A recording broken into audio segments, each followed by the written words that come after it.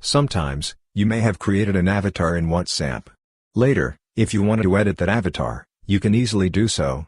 In this video, we'll show you how to edit your avatar in WhatsApp. To get started, open the WhatsApp application. When you open the WhatsApp application, you'll see 3 dots at the top. Click on these 3 dots. After clicking, you'll see an option called Settings. Tap on it. Once you're in Settings, you'll find an option labeled Avatar.